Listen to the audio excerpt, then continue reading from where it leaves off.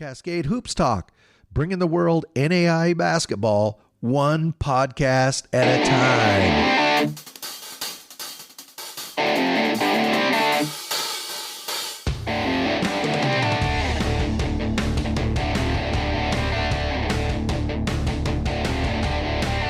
Good morning, Cascade Hoops Talk. This is Billy D. Hey, please like and subscribe this podcast. I really appreciate it. Hey, this morning we have Adam Hepker. He's the head men's basketball coach at MidAmerica Nazarene. You know, Adam is, as you guys know, alumni of MidAmerica, had an absolutely fantastic career. He assisted for several years, both at MidAmerica, at Grandview, and following Grandview, Adam and Matt Keeley, they went out to Arizona, Ottawa, Arizona, a new school. They basically built a program out of the desert. That program last season went to the round of 32. They did an absolutely fantastic job. Matt Keeley's still there as the head coach. He's doing a great job. And then last season, Adam Hepker came back to MidAmerica Nazarene, and this is his first year as the head coach. And this will be the first season in 36 years that MidAmerica Nazarene has not had Rocky Lamar as the head coach. But it's in good hands with Adam Hepker. He's a great guy. I think you're really going to enjoy the interview. Let's take a listen to Adam Hepker, MidAmerica Nazarene. Cascade Hoops Talk, Billy D. Hey, I have Adam Hepker. He's the head men's basketball coach or men's head basketball coach at MidAmerica Nazarene. His first season. Welcome, Adam. Hey, thanks, Billy. Thanks for having me on again. I thoroughly enjoy talking hoops with you every time we have the chance. Yeah, I really appreciate you taking the time. I know it's, as we record this, it's October 18th. I mean, you're so close to throwing the ball up. I mean, are you sleeping at night? Yeah, that's a no. Yeah, less and less as it gets closer. My chest hurts, more headaches, all the things. But no, it seems like games get earlier every year, Billy. Yeah. And so I think we go October 28th, and all of a sudden games are in October now. And yep. So we've had a lot of practices, but games are around the corner. You know, this will be the first season without Rocky Lamar on the bench in 36 years at MidAmerica Nazarene. You're going to do a great job. I mean, the fans have got to be excited to have you there. But talk about the emotions for you to not have Rocky there on the bench. Yeah, it's unique, Billy. Coach is going to be missed. He was the face of MidAmerica basketball. He was largely the face of this institution. And for a stretch here in the 2000s, in my mind, he was the face of NAIA basketball with the run he went on with the Final Fours and national tournaments and the titles. So it was such a pleasure last year to come back and work with him his final year for a lot of reasons, but primarily just to enjoy his final ride and all the different stops we went on. So many schools paused, whether it was pregame or postgame, to recognize Coach and just his impact on NAIA basketball, which I thought was special. It was an emotional year for both of us, and certainly didn't have the success that we wanted to. We lost so many close games, which goes to show just how fickle basketball is, how hard winning is. But at the same time, the time that him and I got to spend together and tell stories and reminisce and coach the game together one more year, it's a year, Billy, that I'll cherish forever. That time I had with Coach. Now he's just a couple hours away and just outside of Wichita. And man, I've seen him 3 or 4 times this fall. He was up this past weekend for homecoming. And so he's going to be in the gym. He obviously knows he's welcome in practice anytime. He stopped by and watched practice last week. And anytime he speaks, our guys listen. Even with all the new bodies we have, Billy, he's been talked about. He's been introduced. They know what he's done here. So I want him around as much as he can be. At the same time, he's trying to transition to retired life as well. So he will be thoroughly missed for sure. One of the things a guy like Rocky Lamar brings to a program is just almost a palpable culture. So talk about the culture of the MidAmerica Nazarene Pioneer basketball, and talk about the stamp that what do you try? What is your goal with the culture? I know it's a strong culture. I'm not saying that, but what is most important to you when you step into that role? What do you say to yourself? The Pioneers will Yeah, we're going to do it the right way, Billy, is the answer to that question. Like Coach Lamar has done for years. There's an expectation of winning here. There's an expectation of excellence at MidAmerica Nazarene, and we want to keep that going. And who's to say how many games we're going to win? Obviously, we want to win every single time we tip it up, but we also are going to do it the right way. With high character kids, we're gonna impress upon these guys that our identity is not in basketball. It's not in wins and losses. And that's a message that we have hit them with constantly here in the preseason as we've gotten into practice. We've introduced some new core values this year. To your point, Billy, the culture here is strong. I mean, we don't have to make any wholesale changes at all, but we've introduced some new core values. We call it heart. We want to play with heart. HEART, and what that stands for, what that means to our program is we're going to play for him, our Lord and Savior Jesus Christ is the H. We're going to play for each other and be selfless in that way. We're going to be assertive. We're pioneers here, so we lead the way. We go first. We're bold. We don't sit around and wait for things to happen. We make them happen without being asked. We're going to be resolute. And so what that means to us, Billy, is when there's adversity in the game of basketball or in a practice, and it's not if, it's when. Adversity is every day. We're going to be resolute, and we're going to stick to our defensive principles, and we're going to stick to our offensive principles. We're not going to go hero ball on offense, and we're not going to go my man mentality on defense. We're going to continue to do it the Pioneer way. We're going to be resolute, and then we're going to be tough. And tough to me is not talking smack. It's not elbowing somebody in the chest. It's being early. It's getting work in before practice and after practice. It's getting treatment during the day. It's doing well in class and being on time to class. It's being consistent. And we continue to define toughness with our guys, and they helped us with all of our core values, Billy. Our guys during our weekend retreat in September helped us define kind of our what we call actionable identity. And in other words, how are we going to live out HEART? And I wanted that to come from them, not from me, right. So that there's ownership and there's accountability for our guys. And it's been really neat to see. Our coaching staff has been intentional about praising our core values in practice. And when we see them, we want our guys to know that, hey, you're being assertive, or you're being tough, or, you're playing for each other today. That ball is moving. And it's been fun for our guys to recognize them. And hopefully we can keep building on them. And at some point I keep telling the guys, some opposing coach or sports information director in an article or media member is going to praise our virtues. In other words, they're going to see our core values, and it might not be the exact same terminology, but when somebody outside of our program praises our virtues or recognizes our core values and how we operate and how we play, that's kind of going to be the icing on the cake for us, and that's going to be a fun moment for our program as we continue to live these out daily. I think what you're saying about people from the outside, I go to a lot of gyms, especially at tournaments where the players mill around a lot. I learn more about a program by watching the players on the sidelines than I do on the court. Yep. It's so true, Billy. It's your core values are not just in practice. It's all the time. Your culture is living. It's organic. It's fluid. It changes constantly. We have to fight for it constantly, meaning our staff and our players. And it is. It's the moments when you're not in the game or you're not in the practice. It's when you're out in the community at the tournament, like you're referencing. And how do we behave? How do we act? What do we stand for? At MidAmerica Nazarene, we want to look different and not in a prideful, arrogant way at all.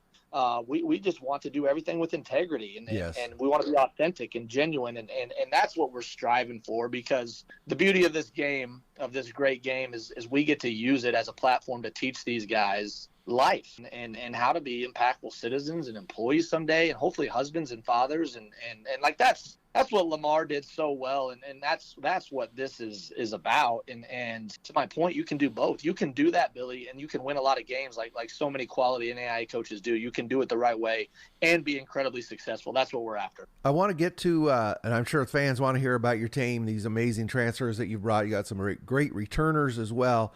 But before I do, I just want to recognize you went out to Ottawa, Arizona, you and Matt Keeley in 2017.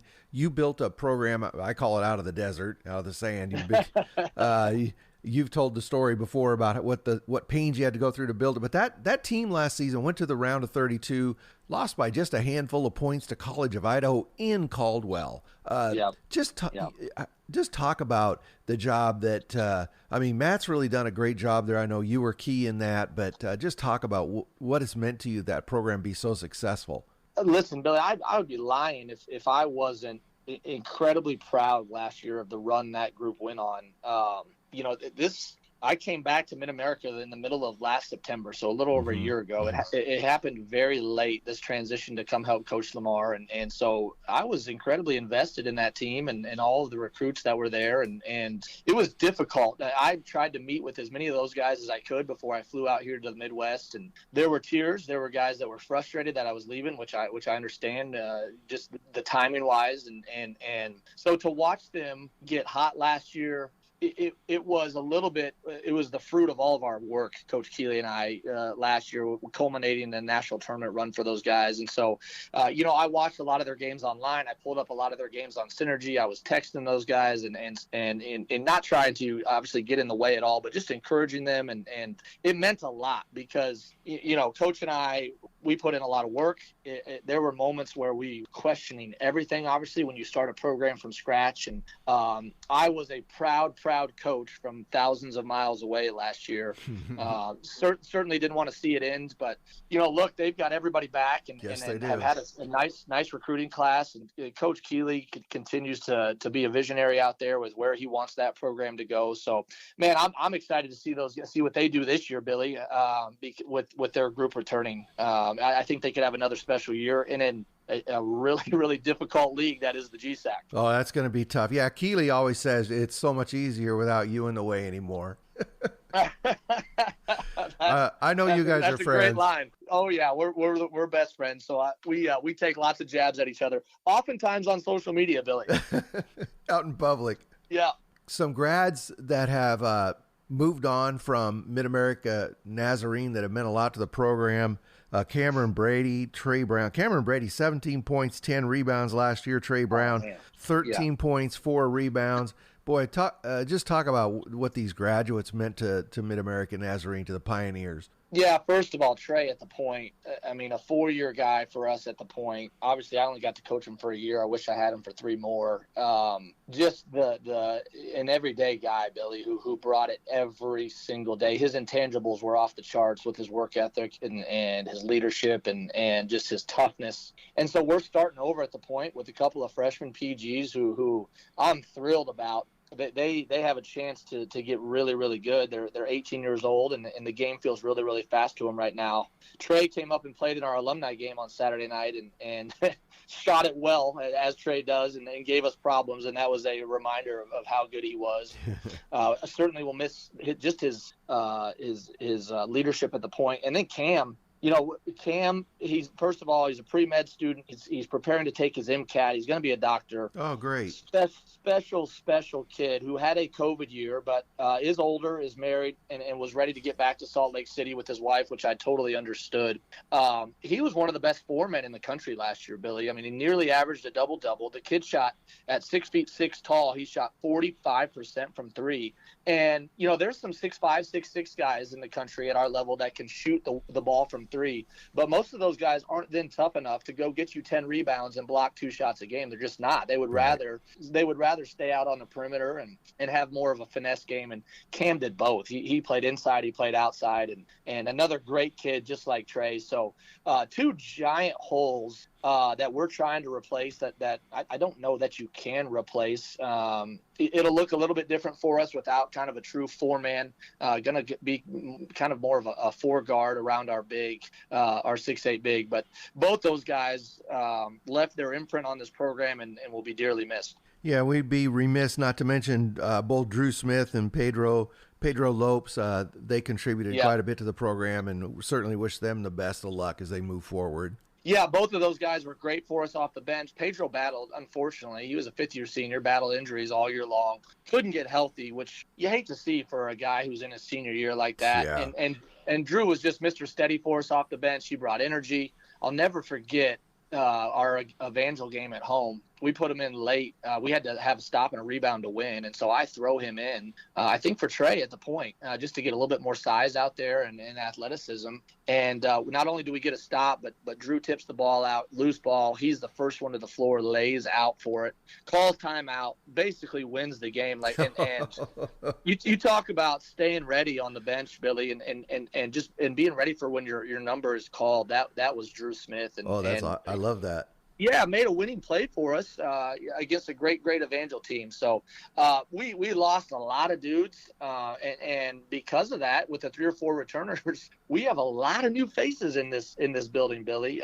So there's been a learning curve this fall, and there will continue to be. Well, you definitely have some transfers, but the cupboard's not bare. You got Anthony Brown. He's a senior this season. 19.6 rebounds, shot 39% from 3 last season. And then Caleb Jones McCrary, was 12.7 rebounds, 6'8". That's your 6'8" guy.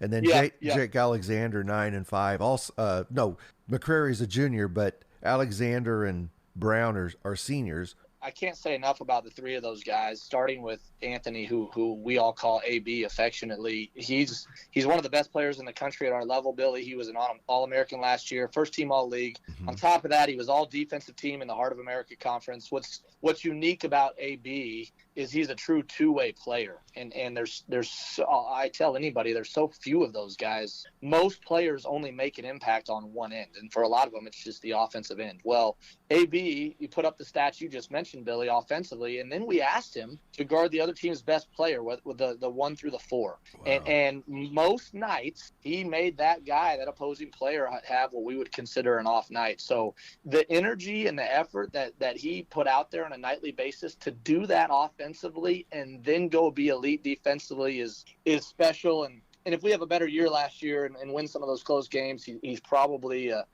second or third team All-American, and it's a little bit different for him. But there's a real chance, Billy, that he's the player of the year in our league this year if he continues to do what he's done. And then Caleb, we got Caleb at semester last year, averaged about 12 and 6. Nobody in our league can run with Caleb.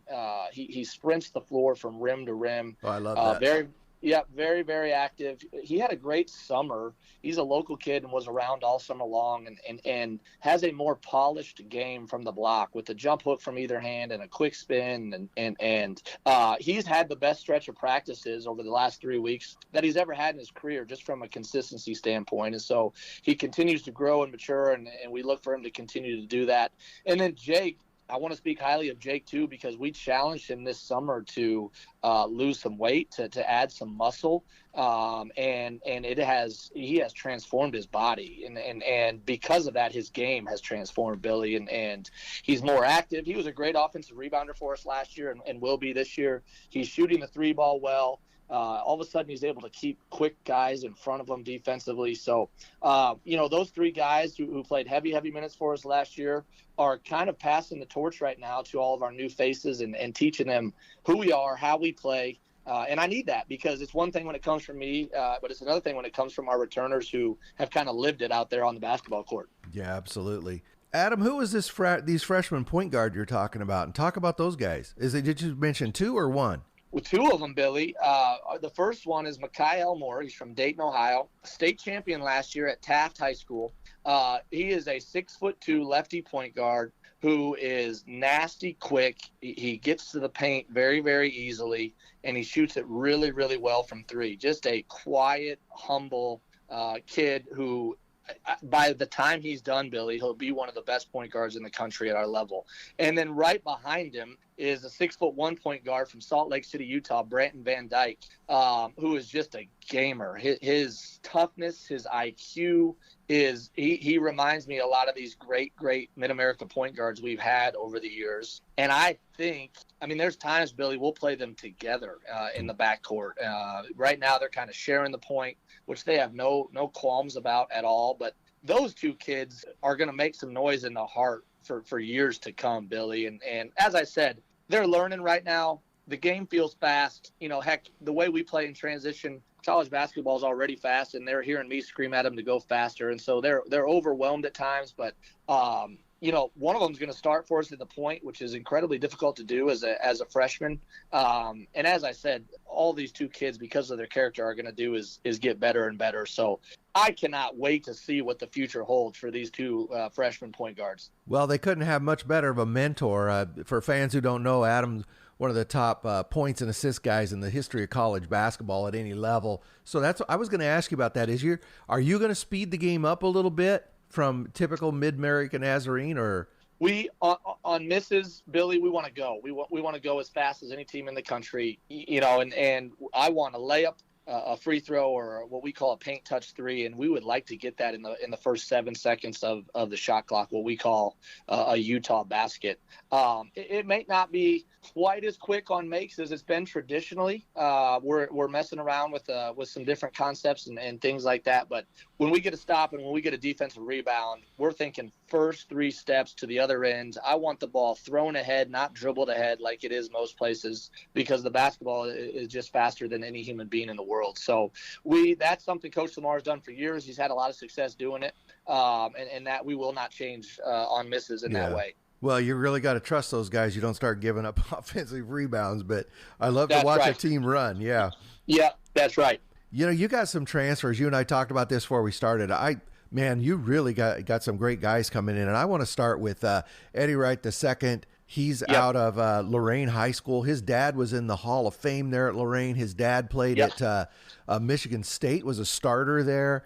He played at Allen Community College, 20 points, 4 rebounds. This guy looks like he can really play. He can, Billy. We joke with Ed that he's not the best player in his family. We give him a hard time about that. At least yet, with Dad playing at Michigan State for Judd Heathcote. What's so cool about Ed is, and this is going to sound cliche, but he just loves the game. He just loves to play. Like, he will.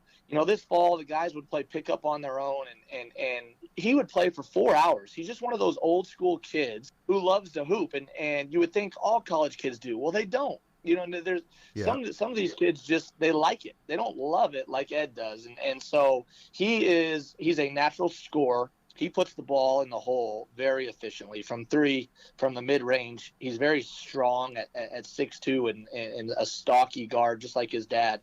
So we envision posting him some as well. He's got some growth on the defensive end, but we're seeing that every day on film. He's making those strides, because I want him to become like Anthony, a two-way guy who really impacts both ends. But he came from a 28-7 Allen County Community College national tournament team, and so all he knows from high school and junior college is winning, Billy. And winning is a lot easier to recruit than it is to teach. Not that you can't teach it, but I would rather recruit guys who know how to win. So, to have Ed for 3 years, he's got his COVID year still. To say I'm thrilled about that would be an understatement, because he was a huge get for us this offseason. And then a guy who came over from Southwestern, he's going to have to sit out first semester, the transfer, but he's coming in as a junior, Zahidi Robinson. He scored over 700 points the last 2 years at Southwestern. Can he play? He can play. Billy had 2 really good years at Southwestern, and another left-handed. I've got 3 left-handed point guards now with the 2 freshmen and Zahadi, who we call Z. He gives us fits in practice right now as he takes care of business in the classroom, and he will be one of those instant impact guys second semester, Billy, in our league as soon as we get him going, because he's older. He's played at this level for a couple of years, so he knows his perspective is a little bit different. So I like the fact that we've got a couple of young PGs. We've got a junior PG who can kind of show them the way, because as we talked about, there's going to be a learning curve here for our freshmen, and to have a guy like Z we can throw out there second semester and keep us composed and teach those young guys, I think that's a huge asset. So we're excited about getting Z over here as well. And then 2 other transfers I want to mention. Kobe Reese, 6'6" guy out of Spokane Community College. I couldn't find a lot of stats on him, but I know he scored 33 points in their overtime loss to Walla Walla, so obviously he can fill it up. And then Jonelle Abante, also out from out west, Cabrillos Community College, 10 points a game out there. Kobe averaged about 16 and 8 last year in the NWAC out of the Pacific Northwest for Spokane. He right now would back up Caleb at the 5. He is an older kid. He's mature. He's poised.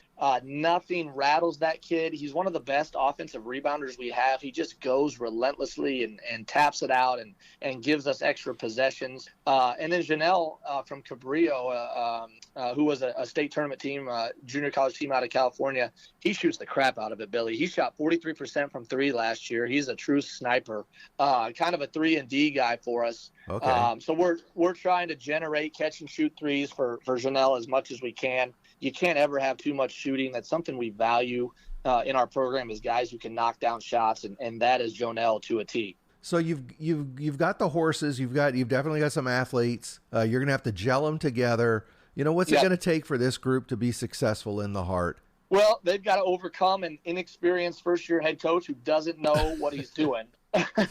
So they've got a lot to overcome, Billy, is what I'm saying. No, you listen, talent is king. You got to have talent. It starts there. Every successful college basketball team is talented, and we have talent. Are we the most talented team in our league? Probably not, but we got to be right there. But to your point, Billy, it's less about that. It's less about the X's and O's, the schemes, the tactics. It's, can we convince these guys who have all been key contributors on junior college teams or high school teams to our second core value, play for each other. And we have defined roles for each of these guys, both offensively and defensively, which is 2 or 3 things that if they do those 2 or 3 things at a high level and dominate their role, we're going to be really, really good. And that does not happen overnight. As we paint that picture for them, as we teach them to dominate that role, I think that's what the elite head coaches do, Billy, is they take a bunch of individually talented guys and convince them to put team over self. And I tell these guys, their personalities matter, all of their individual skills matter. That's why you're here. That's why you're in the building. But we got to be able to do what's most important for the team. And so far, so good. We're getting there. Again, it doesn't happen overnight. But I've got to be able to bring this talented group of guys together on a kind of a common purpose, common vision, and then empower them and create belief and connectedness, because that's what the great teams have is they have talent, but then they're on the same page and they're tough and they're smart and they're scrappy and that's what we harp on every single day in practice is, this is a talented group, but when we don't play together, we're not. And so that's the job of the head coach and my staff is to take these talented individuals and make them a true team. And that's where we're headed. So you kick off in 10 days. You've got Sterling and Missouri Baptist coming. I have a question for you, Adam. Jeff, do you pronounce it Uphouse Memorial Tournament? Whenever I see a name on a tournament, I know there's a story. What's the story? Yeah, great question, Billy. I'm glad you asked because it's personal for me. Jeff is basically family to my wife's side. Okay. And he was a player at MidAmerica Nazarene years ago in the early 2000s, and playing open gym, had a heart attack and ultimately passed away. Oh. And he was one of the most high character, high integrity kids that coach has ever had. And so they have years ago created this tournament to honor Jeff Uphouse. And we've done it for years. It's the opening weekend for us where we play 2 games at home. And we've played it as a tournament in years past. This year it's a classic. We've got Evangel coming in Sterling and Missouri Baptist. So obviously we won't play Evangel. But what we do is each team will get a medallion to present to kind of their highest character kid, their leader on their team. Oh, yeah. And then we select from our group, Billy. We have a Jeff Uphouse committee of about 10 to 12 different people who, former roommate of Jeff, family members of Jeff, his sister, his mom and dad. And we look at our roster, and I put together profiles of our players, and we select someone that we feel is deserving of a Jeff Uphouse scholarship.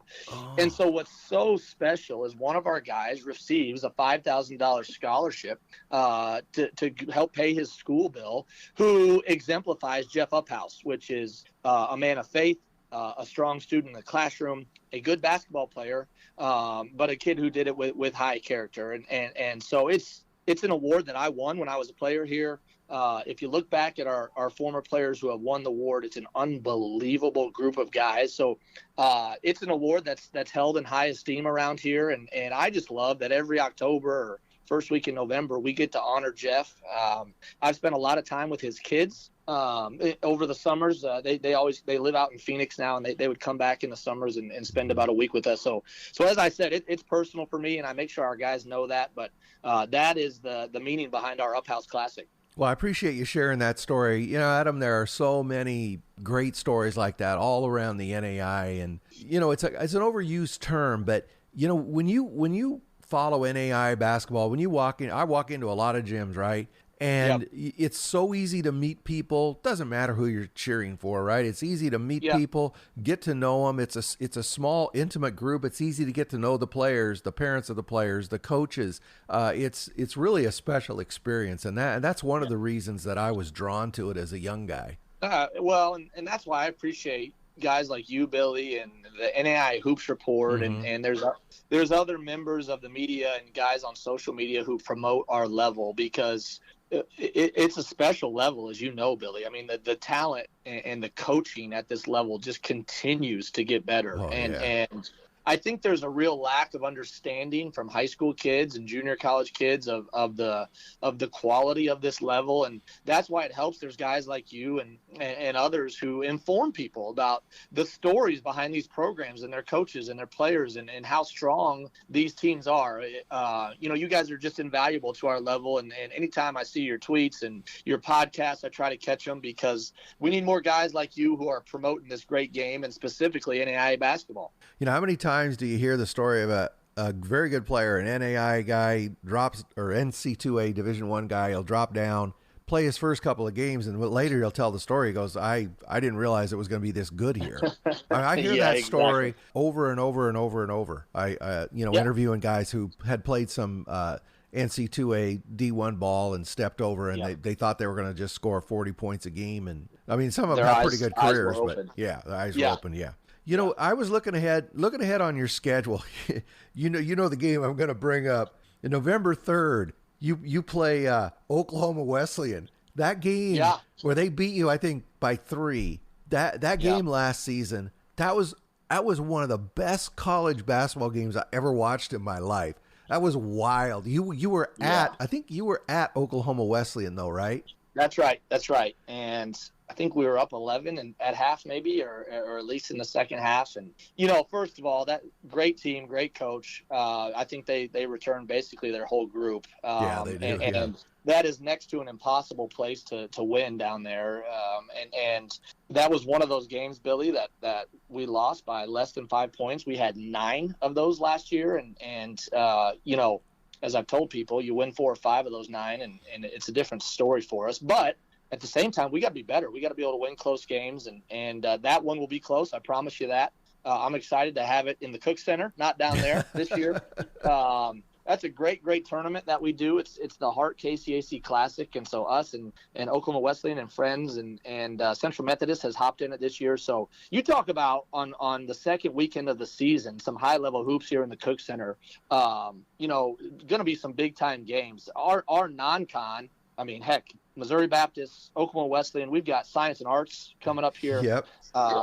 You know, we will be tested, which is what you want as a coach. Like, before we hop into the Hart, I think we go to Peru State, who's going to be unbelievable this year, right after Thanksgiving. So we should have a better idea of what we have before we head to Peru State, which is what you want as a head coach. Will we win them all? I don't know. But will we be better because of our non-con? I know for a fact we will, Billy. Well, I'm really looking forward to the product you're going to put on the floor. Looking forward to watching you guys this season.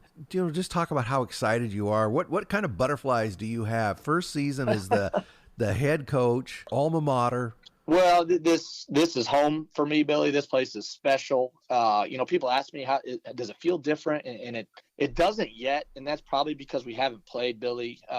You know, I was fortunate with Coach Lamar, with Coach Keeley, with Coach Schaefer at Grandview. Everywhere I've been, they've let me coach, and they've let me be involved and very involved. And so, you know, I wouldn't say practice feels a lot different, film sessions, things like that. It will feel different this year as we get into games and have to handle some different adversities and things like that. But I am humbled. I'm honored to take over this program. I'm intimidated on some levels, if I'm being honest, Billy, when you inherit you know, a program with this stature. But as I said, because I played here and poured in a lot of blood, sweat, and tears, this place means something special to me. And look, there's an expectation of winning here, but that does not exceed my own expectations of what we want to do. So at the same time, winning is really, really hard. We don't take it for granted around here. We talk about all the things that go into a win. I'm really, really excited to get the year started. It's that weird time in October, Billy, where our guys think, Coach, we need a game, man. We're ready. Yep. And I would have said that as a player, but now sitting on the first seat on the bench, I'm thinking, guys, I think we need about 50 more practices before we get this thing going. So it's funny how it changes when you're the head coach, but can't wait to get it rolling and see what this group has and see what this group can do here in my first year as head coach. Well, Adam, I really appreciate you taking the time to be on. We wish you the best of luck as you get started there. It's going to be a war throughout the heart. It's going to be a war. The NAI is so loaded up this season, but we wish you luck. Thank you, Billy. Thanks for having me on. Thanks again for all you do, and really enjoy your podcast and your promotion of our level. It means a lot. I want you to know that, and really enjoy talking hoops with you. That's Adam Hepker. He's the head men's basketball coach, MidAmerica Nazarene Pioneers. Thank you, Coach. Thanks, Billy. Hey, thanks again to Adam Hepker and MidAmerica Nazarene. Really enjoyed that. Hey, please like and subscribe this podcast. It really helps, and I appreciate it. Well, it's almost time to go out there and play some basketball. The exhibition games are beginning now. And please, as I always say, get out there and support your local NAI program. Those young student athletes, they work their tails off, and they really appreciate seeing fans in the seats. So get out there this season, watch some NAI basketball. Take your family, take your kids, take your neighbors' kids, take your neighbors, and you won't go broke, because NAI basketball is the best entertainment value in America.